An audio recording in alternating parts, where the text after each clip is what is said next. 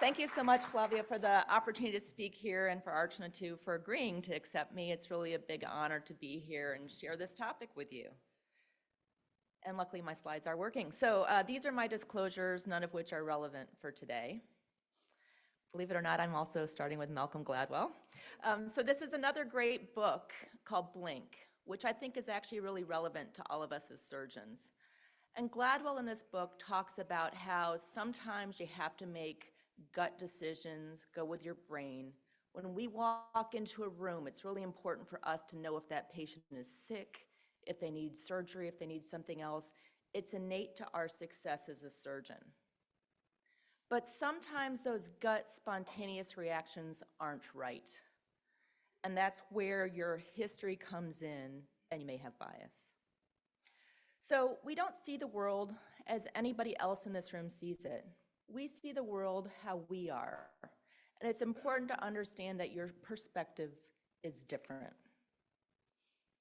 So I'm going to talk to you a little bit about some of the kinds of biases, and then I'm going to talk a little bit about why that matters to our patients in the world of health equity. And then I'm going to do something that's a little different to when you hear these bias talks. I'm going to talk about paths forward and what I think we need to do about this and how we can do better than what our predecessors before us have done. So I'm going to share a little story. These are my kids a long time ago. They're now 24 and 27. But when I was in training, my husband was really nice. He used to bring them to the hospital. They'd have dinner with me. It was a really great experience. And there was one night where my husband was tired, and he's like, why don't you just go home and take care of the kids? And I'll just stay here, and I can have your bed in your call room and sleep. Like we all knew I wasn't really going to sleep. But my son says to him, Dad, you can't do that because boys can't be doctors. And I realized that was his perspective, right? He'd seen me, he had a female pediatrician, and his perspective of the world was that women were doctors. And it was really eye-opening to me because I'd seen all these biases in my own career, and I was like, wow, my kids have the opposite. And it was really, really interesting. So I thought I'd share that story. And I think it points out that implicit bias, which from a definition is the same as unconscious bias, so you hear these terms, they are interchangeable, is that we're all wired to see patterns, and those patterns are what we've been exposed to throughout our lives. And they're not necessarily wrong from certain perspectives, but they are not necessarily going to be inclusive of everybody and their experiences. So those are based on your exposures, who you've had contact, and sometimes those shortcuts that we're wired with may lead to misinterpretation of what you're faced with. So some of the things we do with this is that we may recognize people based on what we've seen historically or what our ethnic and social expectations are, and we'll judge them to be a certain way. And when you're interviewing somebody, sometimes you're judging to be, would they fit into my organization? Are they a good fit? You've heard the word fit. We did it all the time in residency. We did it in sorority brush. Is this somebody who would fit in with our group? And fitting in with your group isn't necessarily adding to your group in a productive way. It's not necessarily what we need to be thinking of when we extend beyond that. So be aware of this. And I think these things come into play with all kinds of people looking for jobs, looking for opportunities. So this was a study done on a motherhood penalty. And so they sent out resumes, and in there they talked about family in the resumes. And if a woman showed that she was a mom, she was less likely to get interviewed, less likely to be offered a job potentially, and they suggested a lower starting salary would be appropriate for the mom. Turned out that the men who, if they said they were a family, were probably felt to be more predictable, more loyal, and actually were more considered a good candidate. So there is a motherhood penalty. So I've been told not to put the kids on until my kids are now adults. So now I say 2 adult children, which then it's not going to give me as much of bias, I think, but you just never know. Other things impacted gender. So this was a study of psychologists that were in institutions of academic medicine, not medicine, but academic institutions, looking at CVs for applicants for the job and for tenure.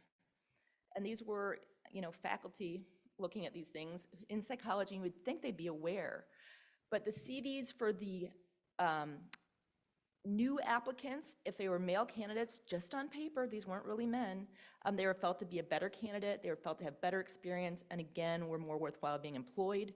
Women, not so. Luckily, when they looked at tenure, where there are specific criteria for advancement to tenure, the bias went away. But when they were looking at new applicants, bias existed.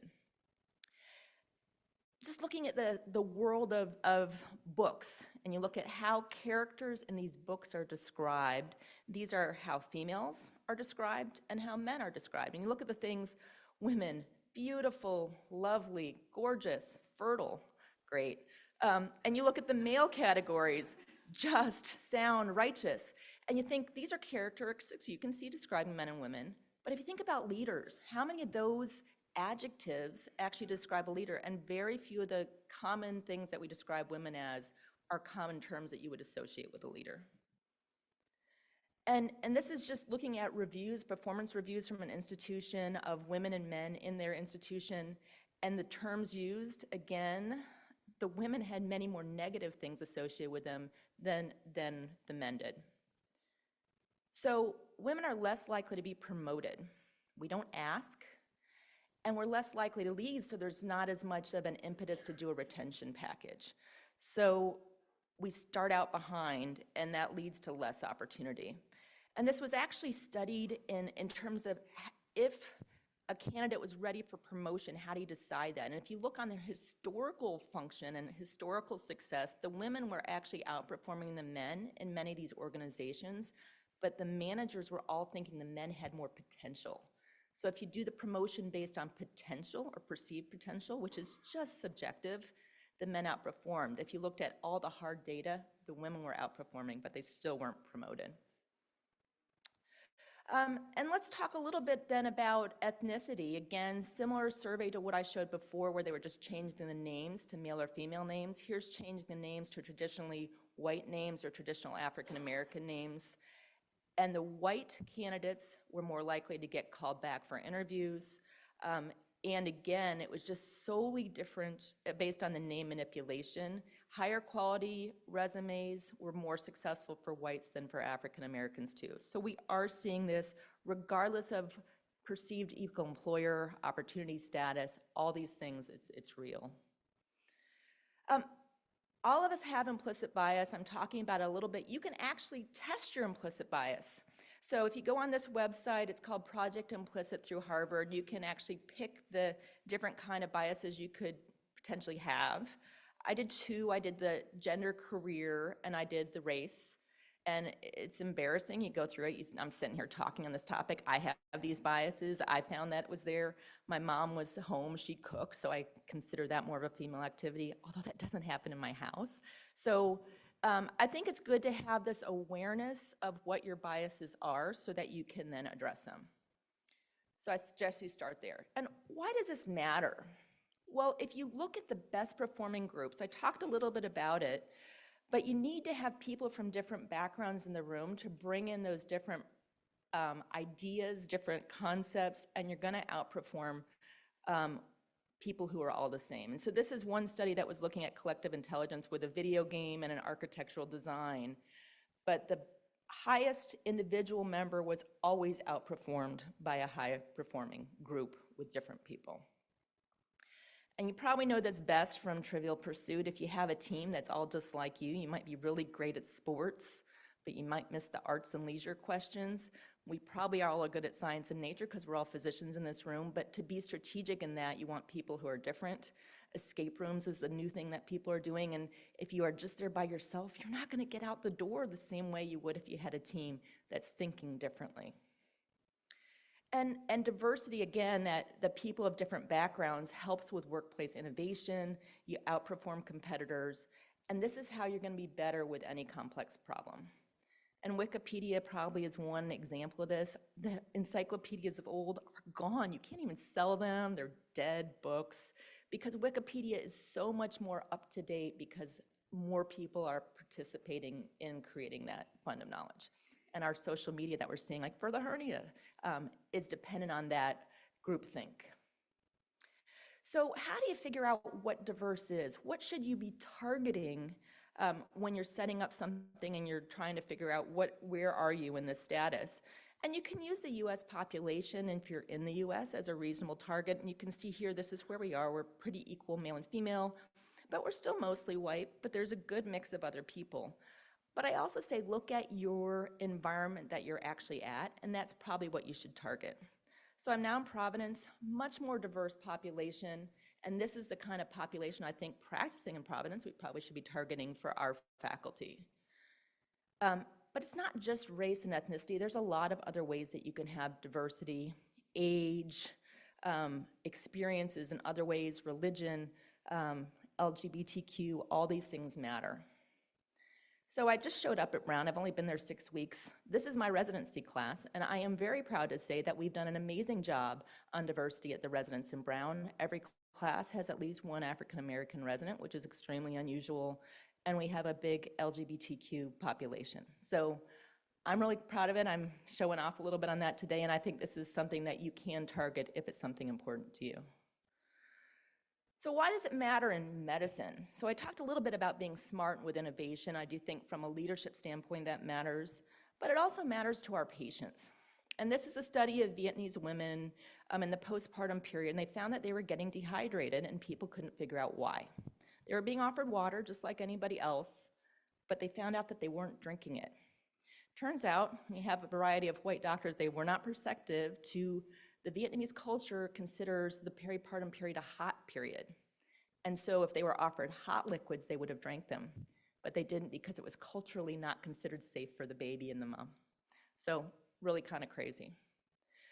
Also, Black women are not appropriately treated for pain, and this again falls back on biases that have been studied.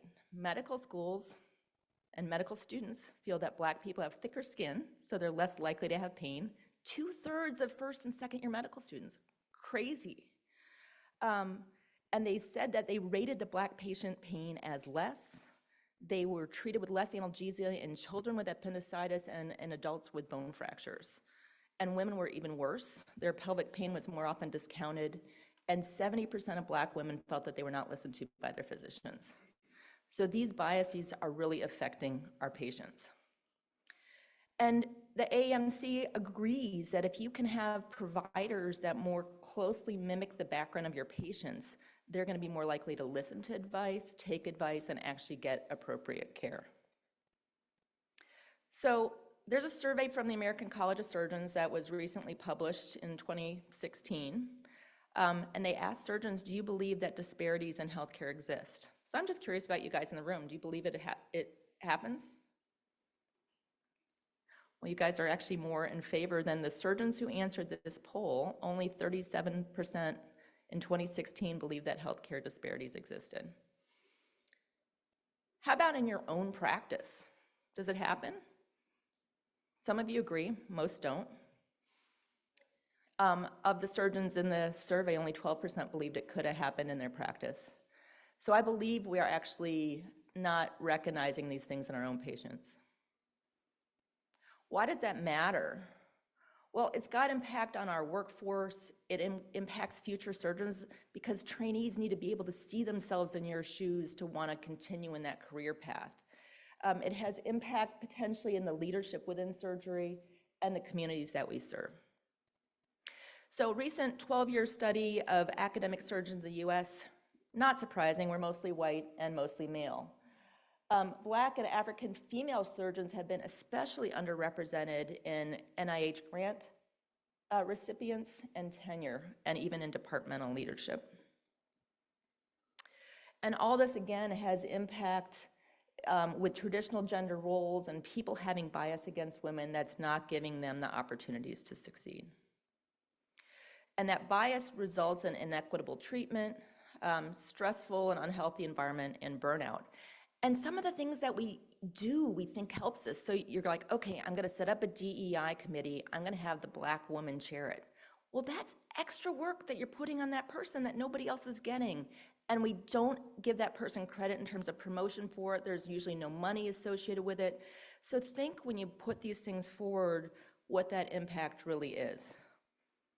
And Black doctors are leaving our faculty positions, so the egress of these people from residency and from attending positions is more pronounced. So if you do all this great stuff recruiting, really try to actually make sure that you're meeting the needs of the people that they're there, that they're getting compensated fairly, they're getting promoted fairly, and that they're being mentored. So you're not just picking the people like you to mentor, try to pick the people who are in your whole organization and mentor them equally and give them help for success. And there are things called microaggressions. You probably heard this too much, but some of these things that we may say or hear are interpreted as really negative by the people you're saying them about or hearing them about. And it's important, even if they're not in the room, to recognize these things, because that's a culture that is hostile to our coworkers. So really try to help people not say these things called microaggressions. And some of that stems then from cultural competency. So it's teaching, understanding, being aware and sensitive. I personally screwed up on this when I was junior faculty, and then when I started to get into leadership positions, I'm like, okay, let's do some social stuff together so we know each other. So let's go get a beer after work, right? Sounds like a nice thing. We probably all go get a drink at the end of the day. Then I had a Muslim faculty member, and he's like, I don't drink. To me, this is actually not a great environment to get in. So I had to pivot what those events were after work that were more inclusive for him. So we did work events, or we did bowling, or some other things that were inclusive, and that was my awareness about his culture, or him teaching me about it, which was great that he was comfortable doing that. But I think we need to think outside of the box sometimes.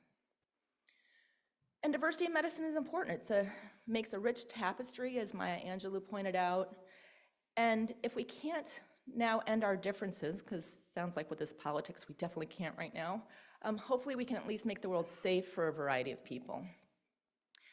So how do you do this? So this is solutions moving forward. Accountability is really important. And everybody in the room is accountable for this. Question your first impressions. Don't rely on that blank gut response. Justify your decisions. Make sure you're making it on things that they've done, their previous accomplishments, not just what you think their potential is. And ask for and be receptive to feedback. Learn, like I did from my Muslim faculty member, understand what you're doing right and what you're doing wrong and what you can do better. And then there's something called an upstander. This is a newer word to me, but I think is really important. If you see something that is hurtful, stand up for it. Tell somebody that they could say something differently, point out the microaggression. Don't just stand there and listen to it, because if you can actually stand up and support the person who's perceiving that, they're going to have a much better reaction to that hostile environment. So being intellectual, have that humility is important. Find areas where you have your bias and actually work to address them. One of the things that is actually pretty impressive is the symphony orchestra auditions. They used to do this in an unblinded fashion, and there were very few women represented in the orchestras. They started doing it behind a screen, and that made some improvement, although the women had to stop wearing heels because then there was an auditory signal, so triggers it out. But with a blinded audition, 50% more women were actually accepted into orchestras. So these things really matter. They realized it was a problem, addressed it, so it was just relying on skill. I think that's fantastic. Leadership from the top strategy, really actually making a diversity strategic plan so you can figure out what you need to do. And having somebody like your chief diversity officer on any of your big hires on the search committee who can point out when you're not looking at the right things is a way to make sure that you're being truthful and you're getting that feedback for yourself. And there are other key resources. The AAMC has some really great publications on this, looking at system level change, trying to get our trainees to engage in the community to help really fight the disparities on the lower level and help them with that support. From the interview standpoint, you got to be aware that people may not have the money and the resources to travel, and if somebody wants to do a virtual interview, that's okay.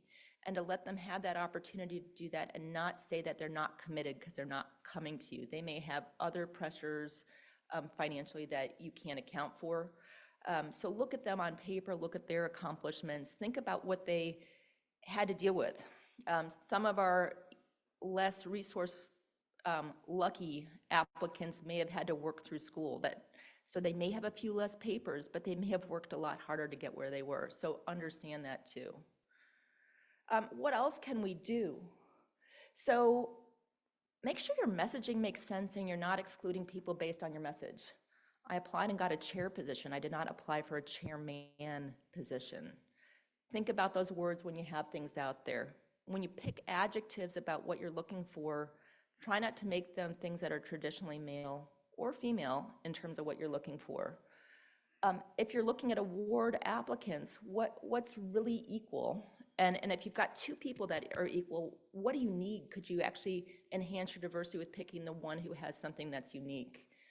And just that awareness and encouraging that diversity, I think, will help us. Encouraging diversity in your panels, leaders, and speakers. You guys have done a great job looking at today's program, so thank you for doing that here. And I think a lot of that's Archana, but maybe Flavio and others too, so thank you. I think a lot of our societies have done a great job. You guys have brought me here today, so I'm glad I can share this with you here. But there have been presidential talks, many diversity and equity initiatives. The American Surgical Association did a white paper on this. But one of the most impressive is actually through the American Board of Surgery. Now the board's lucky because there's a turnover of all the representatives on the council and on the board every 6 years. So it's a very short time frame, a lot of really qualified applicants. But they do something now called competency. I made it really small so you can't read it, so that's intentional on my part too. But there's things like, what are the skill sets? So we're working on EPAs right now. So people who have experience in EPAs, like Dr. Greenberg, who just recently got appointed, came because he met that niche on the board of somebody with expertise in that area. And they might have video-based assessment, it might be other things. But some of the things that we put as competencies are, where do you practice? You don't want everybody from the Northeast, so you have to have diversity of practice. Diversity of practice also includes rural surgeons, community surgeons, not all academic surgeons, and all those things matter, in addition to race and gender. And with that, we've really changed the face of the ABS and how they represent us. What that means is that it's also gotten recognized as a really great place to work many years now. And so it's something that Dr. Beiske is very proud of in her leadership of that organization. So I think we need to adapt what we do to help us manage bias. Step one is working with awareness. That's what we're doing today. So thank you for your attention with this. Hopefully I've pointed out the reasons why we need to embrace diversity and why that matters for both our smartness and our nimbleness as organizations, as well as for our patients. Assess the situation, see where you are and where you need to be. Look at what you want your representation to mean. Come up with your plan to mitigate bias. And then once you get a diverse team, support them. Support and maintain your team. And I think with that, when you adapt, you're gonna find that you're successful and we're gonna have a much better place to be. So thank you for your time today.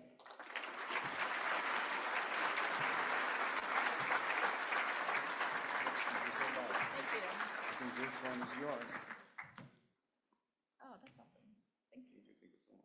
Thanks. Picture, no picture. No, guess not. That's okay.